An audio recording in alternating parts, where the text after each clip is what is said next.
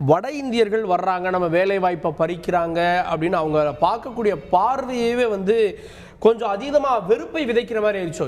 இல்லை, நம்ம வந்து வெறுப்பையே விதைக்கல. தொடர்ச்சியாக இங்கே நம்ம சொல்லிக்கிட்டு இருக்கிறது என்னென்னா, வரவர்களுடைய பாதுகாப்பையும் மனசில் வச்சு தான் நம்ம இன்னர் லைன் பர்மிட் வேணும்னு சொல்லி தொடர்ச்சியாக நம்ம கோரிக்கைகளை முன்வைக்கிறோம். எதுக்கு அப்படின்னு பார்த்தீங்கன்னா, இன்றைக்கி ஒன்றுமே இல்லைங்க. இப்போ இன்றைக்கி இந்த வதந்தி வந்துருந்துச்சு. இந்த வதந்தியில் என்ன சொல்லியிருந்தாங்கன்னா, ஒரு 2 இடத்துல வந்து பெரும் கலவரம் நடந்திருக்கு, பீகாரை சார்ந்த மக்கள் வந்து அடித்து இருக்கிறாங்க. அதுக்கப்புறம் 12 பேரை வந்து தமிழ்நாட்டில் வந்து ஹிந்தி பேச, அதாவது தமிழ் பேசுறாங்கன்னு சொல்லிட்டு அதை கொண்டுட்டாங்கிற மாதிரி ஒரு வதந்தி பரவுது. இப்போ நான் இப்போ கேள்வி கேட்குறேன், இப்போ என்ன சொல்கிறாங்க, இந்த கொன்னவங்க யார் என்னங்கிறது ஒரு டேட்டா இல்லைங்கிறனால தமிழக அரசு என்ன சொல்லுது, இதெல்லாம் இங்கே நடக்கலைங்க, சும்மா தவறாக பொய்ய சொல்கிறீங்கன்ட்டு. இப்போ ஒரு 12 மிஸ்ஸிங் கேஸ் ஃபைலு, பீகார்ல இருக்க 12 மிஸ்ஸிங் கேஸ் ஃபைல் எடுத்து இவங்க தமிழ்நாட்டுக்கு தான் வந்தாங்க, தமிழ்நாட்டில் தான் செத்துட்டாங்க, இப்போ காவல்துறை இவங்களாம் எங்கன்னு நம்ம கிட்ட கேட்டாங்கன்னா நீங்க என்ன சொல்லுவோம்? தமிழக அரசு என்ன சொல்லும்? நம்மகிட்ட டேட்டா இருக்காது. அப்ப அந்த 12 பேர் மிஸ்ஸிங்ல நிப்பாங்க.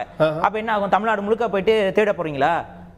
அப்ப இங்க என்ன கேள்வி வருது? வரவர்களுக்கு கணக்கு நம்ம கிட்ட கிடையாது. யார் இங்க வரா, யார் இங்க போறாங்கிற கணக்கு நம்ம கிட்ட சுத்தமா இல்ல. அப்ப இந்த கணக்கை நாம் முதல்ல எங்க வச்சிருக்கோம்? நாளைக்கு ஒரு 12 பேர் மிஸ் ஆயிட்டாங்க, இங்க தமிழ்நாட்டுக்கு தாங்க போனாங்க, அவங்களை யாரோ கொண்டுட்டாங்க, தமிழர்கள் தாங்க அடிச்சு கொண்டுட்டாங்கன்னா தமிழக அரசு என்ன சொல்லும்?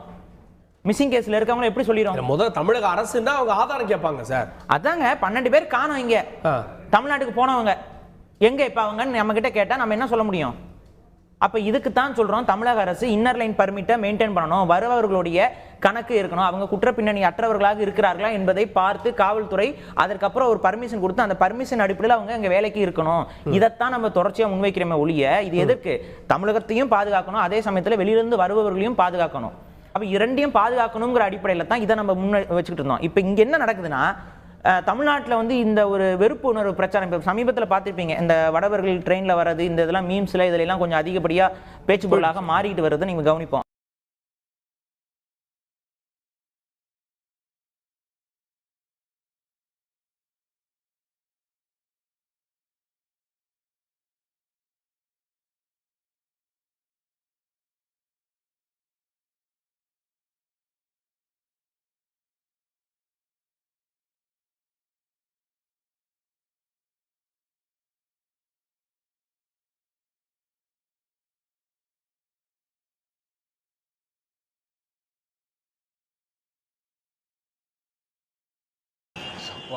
இன்னைக்கு கூட போறவங்க தாங்க முடியலையே. எங்கடா போறாங்க இவங்கலாம்? எங்கடா போறாங்க? எங்கடா போறீங்க எல்லாரும்? லீவ் நாள் அதுமா சாயங்காலமா எங்க கிளம்பி போறாங்க? எங்க போறான்? இந்த அப்புறம் எங்க போறான்? டே அவளை எங்க போறான்? இவளை எங்க போறான்? எதுக்குடா வரீங்க இவங்கலாம்? எதுக்கு வராங்க இவங்கலாம்? என்ன ஒரு இதா இருக்காங்க? டிராபிக்காவே மாத்துறாங்க இந்த ஊரை. Traffic traffic traffic. அப்படி ஆச்சரியம்லாம் இல்லை, ஏன்னா இது ஆல்ரெடி நான் எதிர்பார்த்ததான். ஏன்னா இப்போ தமிழ்நாட்டில் எங்கே பார்த்தாலும் அவங்க தான் இருக்கானுங்க. ஸோ அவங்களோட எண்ணிக்கை அதிகமாகிட்டு இருக்கும்போது இதெல்லாம் நடக்கும் அப்படின்றத நான் யோசிச்சுட்டு தான் இருந்தேன். திருப்பூரை பொறுத்த வரைக்கும் கிட்டத்தட்ட ஒரு 10-15 வருஷத்துக்கு முன்னாடி அங்கே இருக்கிற பனியன் கம்பெனிகளை வந்து 90% மேலே வந்து தமிழரை வேலை பார்த்தாங்க, 10% கீழே தான் வடக்கன்ஸ் இருந்தாங்க. ஆனால் இன்னைக்கு நிலவரப்படி கிட்டத்தட்ட 65% மேலே ஃபுல்லாக வடக்கன்ஸ் தான். ஸோ இப்படி அவங்களோட ஆட்கள் பலம் அதிகமாகிட்டு இருக்கும்போது எப்படி பிரச்சனை பண்ணாமல் இருப்பான்? வந்தாரை வாழ வைக்க நாடு தான் நம்ம தமிழ்நாடு. ஸோ இதை கேட்கும்போது ரொம்ப பெருமையாக இருக்குது. ஆனால் வந்தவங்க மட்டும் வாழ்ந்துக்கிட்டு இருந்தா தமிழ்நாட்டில் இருக்கவங்க எங்கே போவாங்க?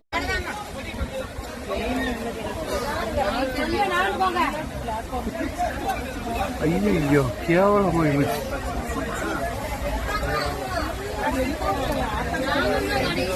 ரயில்வே ஸ்டேஷன் எப்படி? விழுப்புரம் ரயில்வே ஸ்டேஷன் எல்லாம் வடநாட்டுக்காரங்க குளிச்சு காய போட்டிருக்காங்க. விழுப்புரம் ரயில்வே ஸ்டேஷன் கேவலமா போச்சு தமிழ்நாடு. எதனால பேச்சு பொருளாக மாறிச்சுன்னு பாருங்க. இப்போ சமீபத்தில் சூலூரில் வட இந்திய தொழிலாளர்களுக்கும் மாணவர்களுக்கும் சண்டை நடந்துச்சு, பார்த்துருப்பீங்க. காலேஜுக்குள்ள சண்டை நடந்துச்சு. அது ஒரு வீடியோ வைரல் ஆகுது. திங்கட்கிழமை இரவு இங்கு உள்ள உணவு விடுதியில் உணவருந்த சென்ற மாணவர்கள் சிலர் கோழிக்கறி கூடுதலாக வழங்குமாறு உணவு பரிமாறிய வடமாநில தொழிலாளர்களிடம் கேட்டுள்ளனர். வழங்க மறுத்ததால் உண்டான வாக்குவாதத்தில் வடமாநில தொழிலாளர்களை சில மாணவர்கள் தாக்கியதாக கூறப்படுகிறது.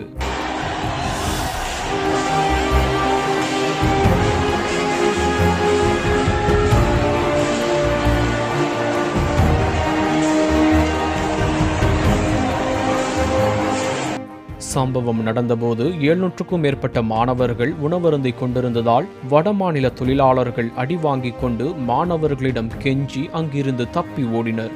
ஓடி சென்றவர்கள் கல்லூரியில் பணியாற்றும் மற்ற வடமாநில தொழிலாளர்களுக்கு தெரியப்படுத்த ஒன்று திரண்டு வந்தவர்கள் மாணவர்களை திருப்பி தாக்கியதால் இருதரப்புக்கும் இடையே கடுமையான மோதல் ஏற்பட்டது.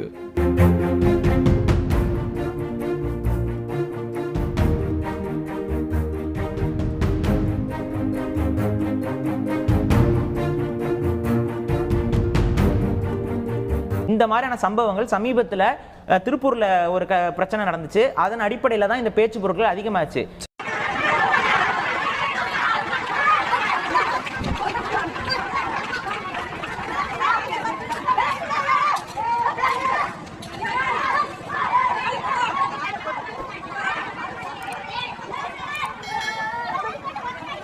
ஃபஸ்ட்டு இந்த வீடியோ நான் பார்க்கும்போது நார்த் இந்தியாவில் ஏதோ சண்டை அப்படின்னு நினச்சிட்டு வீடியோ ஸ்கிப் பண்ணிட்டு போயிட்டேன்.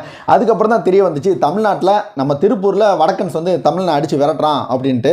இதை கேள்விப்படும் போது எனக்கு அவ்வளோ இதில் யாருமே தமிழர்கள் வடவர்கள் அடிக்கலை, தமிழர்கள் தான் அங்கே விக்டிம் ஆயிருக்காங்களே ஒழிய வடவர்கள் அங்கே விக்டிம்ஸ் கிடையாது. ஸோ இதை நீங்கள் இதை தான் நம்ம சொல்லிட்டு இருக்கோம். இதை வந்து வெறுப்புணர்வாக இல்லை, மாறாக ஒரு பாதுகாப்புக்காக தான் சொல்கிறோம். இது ரெண்டு தரப்புமே பாதுகாப்பு அடைகிறது. இதை எடுத்துக்கிட்டு இந்த தமிழ் தேசிய தரப்பு இல்ல, இந்தியா ஒரு பன்முகத்தன்மையுடைய நாடுங்க. ஆமாங்க, எந்த மாநிலத்தை சேர்ந்தவர் எங்க வேணா போலாம். நம்ம ஒவ்வொரு முறையும் போறதுக்கு வந்து ஏறக்குறைய நீங்க சொல்றது வந்து விசா வாங்கிட்டு போற மாதிரி சொல்றீங்க. இல்லைங்க, நாகாலாந்து வந்து எங்க இருக்குது? இந்தியாக்குள்ள தான் இருக்கு. மணிப்பூர் எங்க இருக்குது? இந்தியாக்குள்ள தான் இருக்கு. இவங்கெல்லாம் இன்னர் லைன் பெர்மிட் ஏன் வச்சிருக்காங்க? ஏன் இதே இந்தியா தான், இதே சட்டம் தான், இதே குடிமக்கள் தான், எல்லாம் இந்தியர்கள் தான். அவங்களுக்கு மட்டும் ஏன் இன்னர் லைன் பெர்மிட் இருக்கு? அவங்க தெளிவா சொல்றாங்க, நாகாலாந்துக்கு என்று ஒரு தனி பண்பாடு இருக்கு, அந்த பண்பாட்டையும் அந்த மக்களுடைய நாகரிகத்தையும் பாதுகாப்பதற்கு எங்களுக்கு இன்னர் லைன் பெர்மிட் வேணும்னு சொல்லி வச்சிருக்காங்க. இப்ப தமிழ்நாட்டுக்கு பண்பாடு இல்லையா? அதை பாதுகாக்க வேண்டிய அவசியம் நமக்கு இல்லையா? உலகத்திலேயே தமிழர்களுக்கு என்று ஒரு தனித்த பண்பாடு இருக்கு. ஒரு கிளாசிக்கல் சிவிலைசேஷனாக நம்ம இன்றளவும் வாழ்ந்து கொண்டிருக்கிறோம். லாங் லிவ்ட் கிளாசிக்கல் சிவிலைசேஷன் என்று நம்மளை உலகம் அங்கீகரிக்கிறது. அப்ப நமக்கு நம்ம பண்பாட்டை காக்கணும், நம்ம மண்ணை காக்கணும், இந்த மண்ணுடைய மக்களை காக்கணும்னா நமக்கு இன்னர் லைன் பர்மிட்டை தமிழக அரசு கொண்டு வரணும்ல. இன்னர் லைன் பெர்மிட் கொண்டு வந்தா பிரச்சனை எல்லாம் முடிஞ்சிடும்ன்றீங்க. இந்த பிரச்சனைக்கான தீர்வு அங்கதான் இருக்கு. இல்லைன்னா நாளைக்கே வந்து பிஜேபி அங்க என்ன சொல்லும், கலவரத்தை தூண்டுறாங்கன்னு சொல்லி 12 பேரை கொண்டாங்க, இப்ப 20 பேரை கொண்டாங்கன்னு கலவரத்தை தூண்டுச்சுன்னா இங்க இருக்கவங்க இன்னைக்கு பயந்துட்டு போறாங்க. இவங்க இன்னைக்கு எண்ணிக்கை அதிகரிச்சுட்டு ஐயோ அடிச்சுட்டாங்கன்னு அந்த செய்தியை நம்பி இவர்கள் தாக்குதல் ஈடுபட்டு என்ன பண்ணுவீங்க? இங்க இருக்கக்கூடிய இவங்க இருக்கவங்க தங்களை தற்காத்துக் கொள்வதற்கு ஆயுதம் தூக்க தொடங்கினால் என்ன செய்வீங்க? வட மாநில தொழிலாளர்கள் இங்க வருவதில் ஒரு பின்னணி இருக்கு அப்படின்னு நீங்க முன்னெல்லாம் சில தத்துவங்கள்லாம் சொல்றீங்க, இலுமினாட்டி தத்துவம் மாதிரி இதுலயே அது இருக்கா? இல்ல இன்னைக்கு அது பொலிட்டிக்கலி எதிரொலிக்க ஆரம்பிச்சிருச்சோ? இங்கே பிரச்சனை என்னன்னு பார்த்தீங்கன்னா, பிஜேபி ஆர்எஸ்எஸ் உடைய அடிப்படை சித்தாந்தங்கள்லேயே அவர்களுடைய செயல்பாடுங்கிறது வந்து மொழிவழி மாநிலங்கள் என்பது இருக்கக்கூடாதுங்கிறதுல அவர்கள் தெளிவாக இருக்கிறார்கள். ஆர்எஸ்எஸ் உடைய அடிப்படை கொள்கையே வந்து மொழிவழி மாநிலங்கள் இந்தியாவில் பிரிச்சதுங்கிறது இந்தியாவுடைய ஒருமைப்பாட்டை குலைக்கக்கூடிய நடவடிக்கை என்று அதை விமர்சித்து கொண்டு இருப்பவர்கள். அப்போ இந்த மொழி வழியில் இருக்கக்கூடிய மாநிலத்தை டைல்யூட் பண்ணுறதுக்கு வட மாநிலங்கிற ஆட்களை கொண்டு வந்து அதிகப்படியாக நெப்புவதுங்கிறது பிஜேபி ஆர்எஸ்எஸ் உடைய ஒருவித அஜெண்டா தான். ஸோ இப்போ உங்களை பிளான் பண்ணி தான் அரசாங்கம் மறைமுகமாக இந்த பவர் பாலிடிக்ஸில் இருக்கவங்க இந்த லேபர்ஸை வந்து இந்த அளவுக்கு கொண்டு வந்து இன்னொரு கவனிங்களேன். இப்போ தமிழ்நாடு இருக்குது, தமிழ்நாடுடைய ஏகத்திற்கும் வட மாநிலத்தவர்கள் வந்து குமிகிறார்களானா கிடையாது. நீங்கள் நல்லா நோட் பண்ணி பார்த்தீங்கன்னா சென்னை பகுதிகள் இந்த பகுதிகளில் அதிகமாக குமிவாங்க. அடுத்து வந்து பார்த்தீங்கன்னா கோவை கொங்கு மண்டலம் இதில் குமிவாங்க. இப்போ அப்படியே ஆர்எஸ்எஸ் பிஜேபியோட அஜெண்டாவில் பாருங்க, தமிழ்நாட்டை 3 மாநிலங்களாக உடைக்க வேண்டும் என்ற கோரிக்கை என்பது இவர்களிடம் இருக்கிறது. அந்த கோரிக்கை நீங்கள் எடுத்து பார்த்தீங்கன்னா வட தமிழ்நாடு கோரிக்கை இருக்கும், கொங்கு மண்டல கோரிக்கை இருக்கும்.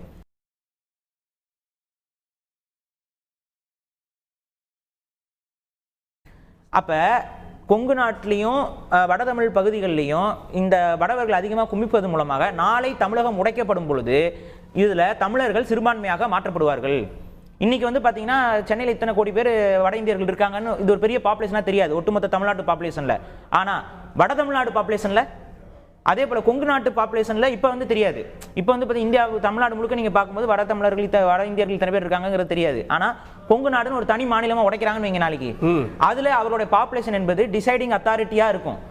அப்போ அவர்களுக்கு வாக்காளர் அடையாள அட்டை திராவிடம் இவ்வளோ சொல்லுதில்ல, பிஜேபி காரங்க தான் இதை வந்து செய்கிறாங்க, இந்த கலவரத்தை தூண்டுறாங்க. இது திராவிடத்துக்கு தெரியாதா? திமுகவுக்கு தெரியாதா?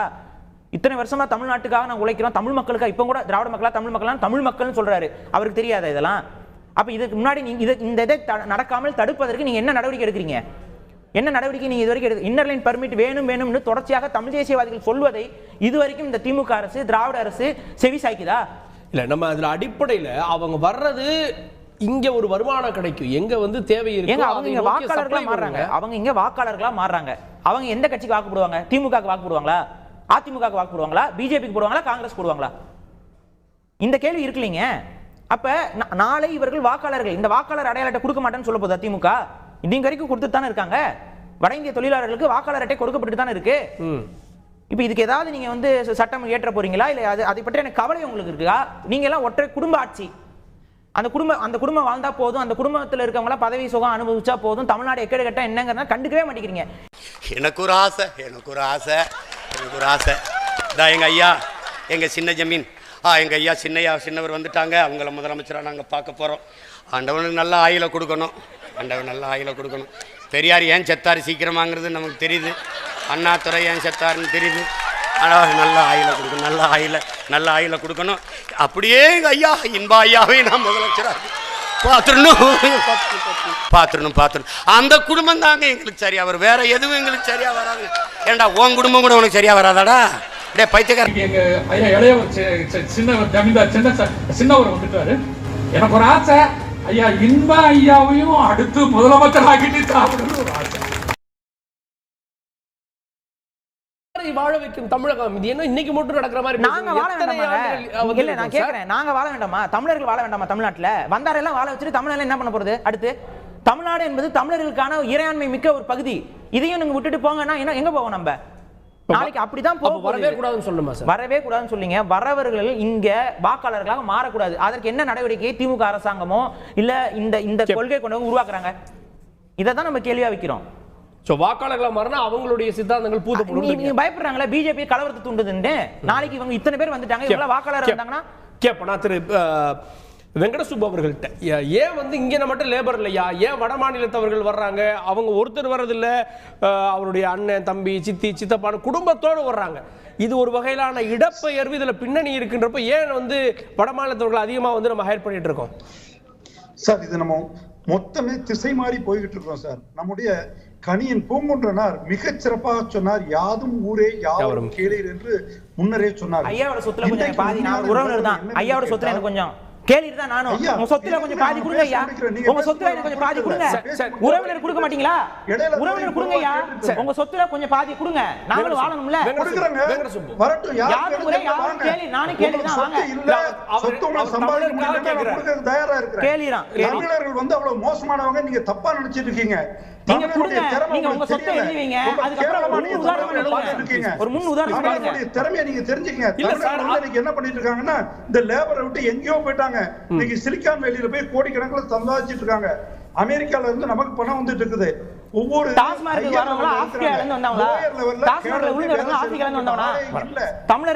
எப்ப பார்த்தாலும் இவங்களே சுந்தர் பிச்சையை காட்டுறது, இவங்களை காட்டுறது. சார் இங்கே லேபர் இருக்காங்க. உங்களுக்கு என்னன்னா அடிமைகள் வேணும், லேபர் இல்ல, உங்களுக்கு அடிமைகள் வேணும். தமிழன் அடிமையா இருக்க மாட்டான், உங்களுக்கு அடிமைகள் வேணும், அப்படி சொல்லுங்க. போட்டு நீங்க பாருங்க சார், நீங்க போடுற கண்ணாடி தப்பு சார், அதை மாத்துங்க. இல்ல அவர் என்ன கேக்குறாரு வெங்கடசுப்பு சார், அவர் என்ன கேக்குறாரு சார், நம்ம தொழிலாளர்கள் நாம் வேலை செய்து கொண்டு இருக்கிறோம். இங்க இவங்களுக்கு என்னன்னா 16 வயசுக்கு சின்ன பசங்களை எல்லாம் வேலைக்கு வைக்கிறாங்க, இதெல்லாம் இவர் கேட்பாரா? தமிழகத்தில் இன்றைக்கு வெளி மாநிலத்திலிருந்து வேலை செய்கிறவர்கள் எல்லாம் லோ கேடர்ல இருக்கக்கூடிய சாதாரண வேலைக்காரர்கள் சார். அதுக்கும் இங்க ஆள் இருக்காங்கல்ல சார், சார் அதுக்கும் இங்க ஆள் இருக்காங்கல்ல. Computer engineer Venkatasubbu sir, sir Venkatasubbu sir, இன்னும் கொத்தனாரு சித்தாளு கடை வேலைக்கு இருக்கவங்க எல்லாரும் தமிழ்நாட்டுல இருக்காங்க சார், தமிழர்களா இருக்காங்க சார், வேலை கிடைக்காதவங்க இருக்காங்கல்ல. 1000 பேருக்கு வேலை கொடுக்குறேன், ஒரு ஆள் எனக்கு வேலை கிடைக்க மாட்டேங்கிறாங்க சார். நீ கிளீன் பண்றதுக்கு பூரா நான் 405 ஆளை கூட்ட வேண்டியது இருக்குது. சம்பளம் அதிகமா கொடுங்க சார், வருவாங்க சம்பளம் அதிகமா கொடுங்க, உங்க லாபத்தை குறைச்சிட்டே சம்பளம் அதிகமா கொடுங்க. ஹையர் லெவல்ல இருக்குதெல்லாம் நம்ம ஆட்களை வச்சிட்டு இருக்கோம். சுயநலம் இல்லாமல் உங்களுடைய சம்பளத்தை அதிகப்படுத்துங்க, வேலையாட்களுக்கு கண்டிப்பா வருவாங்க. நமக்கு எதுக்கு அவங்க கொண்டு வந்து வச்சு இந்த ரிஸ்க் எடுக்கிற நெசசிட்டி இருக்கு?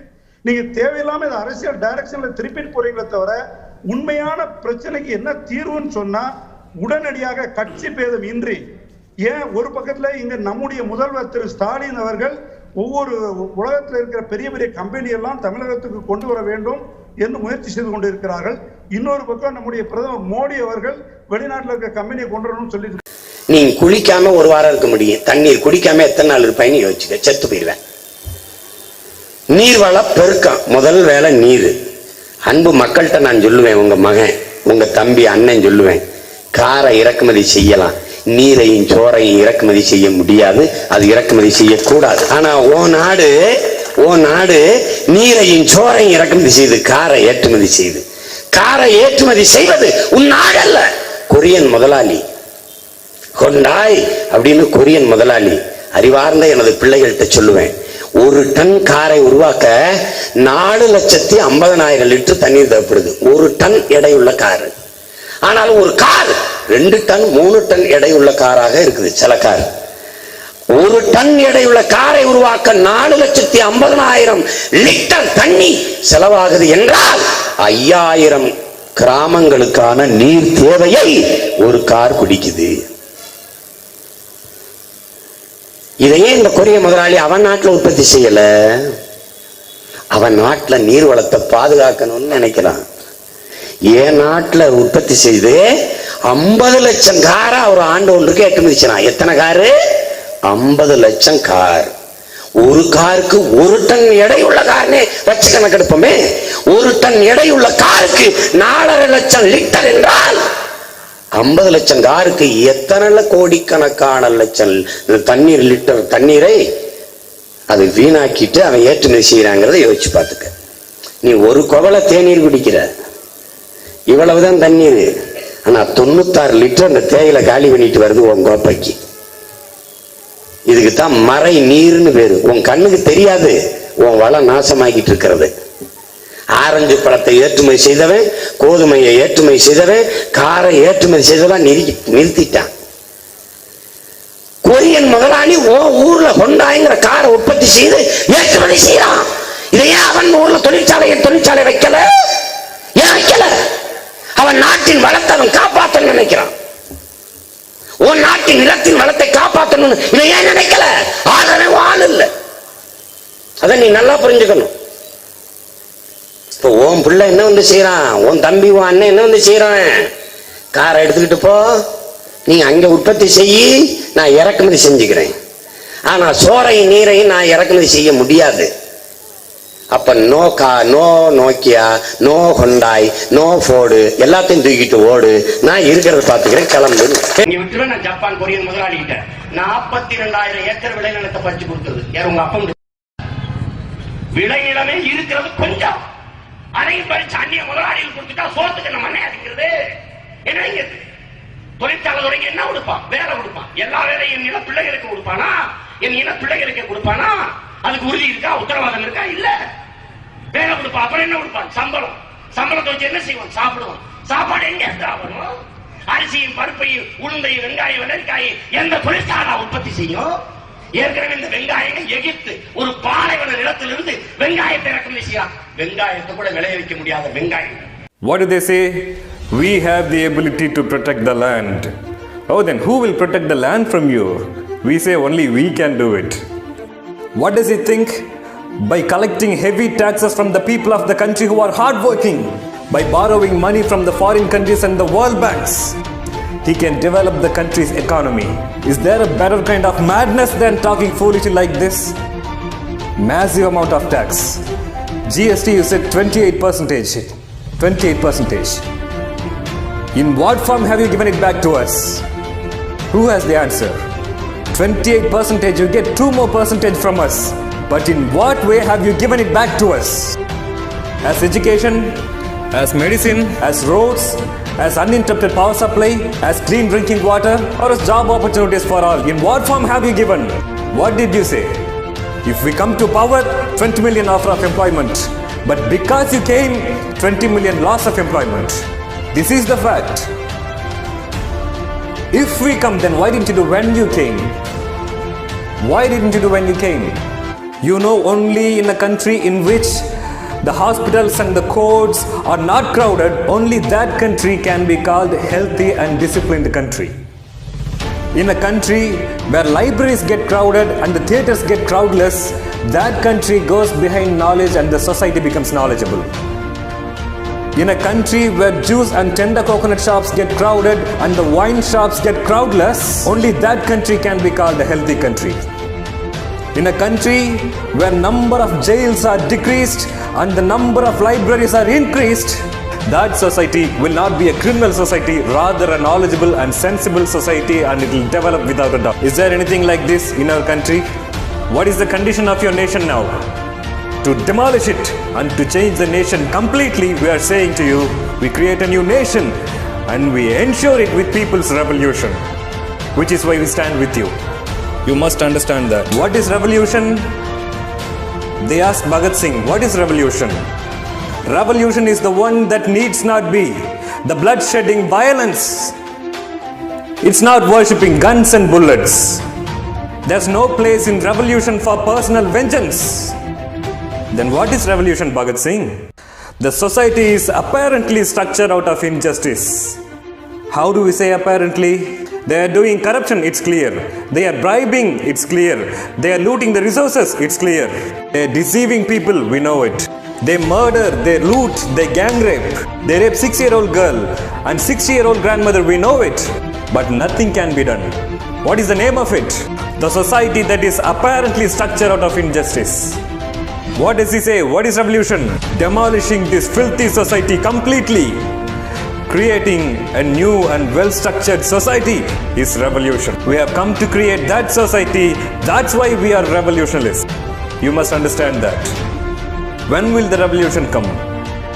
They asked the revolutionist Lenin. Every time you say revolution, revolution, when will it come? You can no longer live the way you have lived so far. In that condition, the revolution will automatically break out among people. Now the time for the revolution has begun.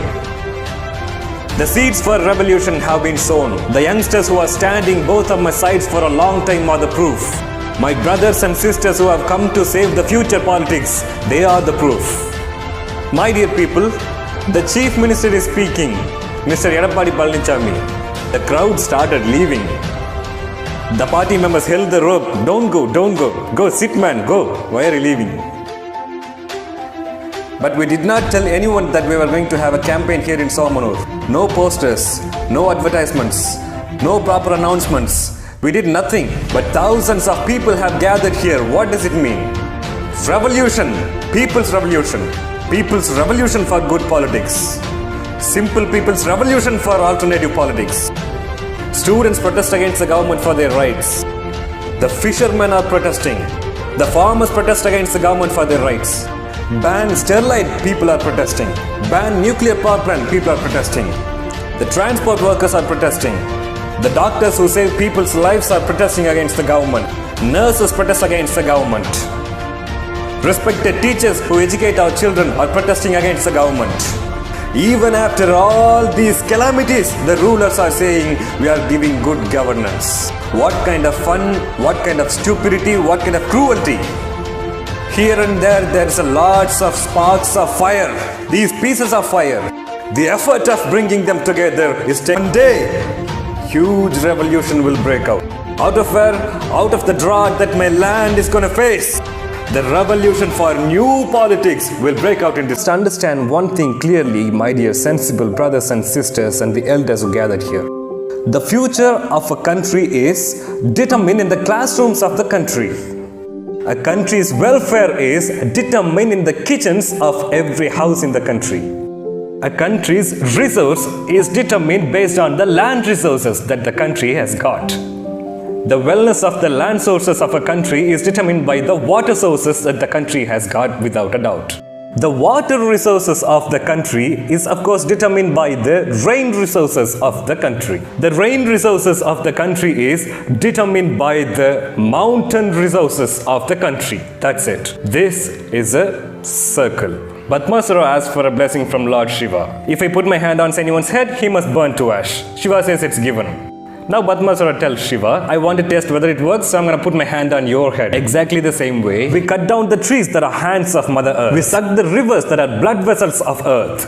Now we break the head of the earth, that are mountains. We emptied and sold the river sand, now the mountains have been targeted. We killed the mountains to get mountain sand, which is shortly called M sand. Only from the mountains come waterfalls. Waterfalls become rivers. From rivers we get water. From water, food, the source of all living creatures. You must understand that. For thousands of years, for millions of years, the nature has blessed us with the rivers, sand, mountains. You can't create sand, brother. You can't create mountains either.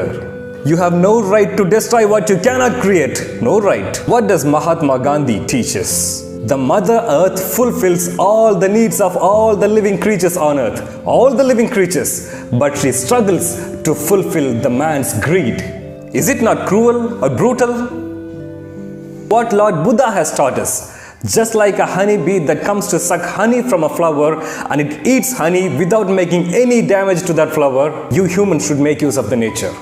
But how do, these heartless morons? They shatter mountains that they cannot create. Didn't our ancestors build houses? Did they empty the river sand or break the mountains? Did they save millions of money in the banks for you? Or did they get luxurious cars for you? No. They preserved the lakes, the rivers, the trees, and the mountains also for you. Why? The world is not just yours. It belongs to future generations, your children and their children. You're just a tenant who live here for rent. Just like a tenant, when he leaves the house, he makes sure that the house remains undamaged. We must make sure that the earth remains undamaged for the next generation. When a day comes on which you will not be able to live on this earth, a huge revolution will break out and no one can stop it. There has been no revolution for car, but if there is no food and water left, the revolution cannot be stopped in any part of. You download the videos of what I speak to people and share the videos through WhatsApp and post them in Facebook. Cut them and make 2-3 minute short videos out of them. You all have that ability and publish them. Why can't you do it? You can see the plastics and polythene everywhere. How to get rid of them? Clean India. Those who shamelessly utter the word, how will they create clean India without banning the plastics and polythene? You question them. This country has brought the drinking water to the market, then how will it prosper? You write it. You show them the crowd gathered in the fruit juice shops and the crowd in the liquor shop, the crowd in the libraries and the crowd in theaters. How will this country prosper? You raise a question. People will think, how are your resources being looted? Go. Show them the trucks that are standing by the banks of the rivers. 2,000 liters of water is taken in one truck. Lakhs of trucks are lining there. See how much of our land resources and water resources are being looted. See how they are taken away. Should our resources being looted every day? Should we die here? Are we just going to cry? We are men, aren't we? Said by Bharati. You write that. Will you just keep looking at and crying? You put the question in each and everyone and you put the fire in them that you already have in you. There is no other way. How does the revolution begin? This is how it begins. Revolution is like the dry leaves that are under each and everyone's feet. And it's waiting for the scratch of a matchstick. You put the sparkle inside everyone and it will become huge fire. That is called revolution.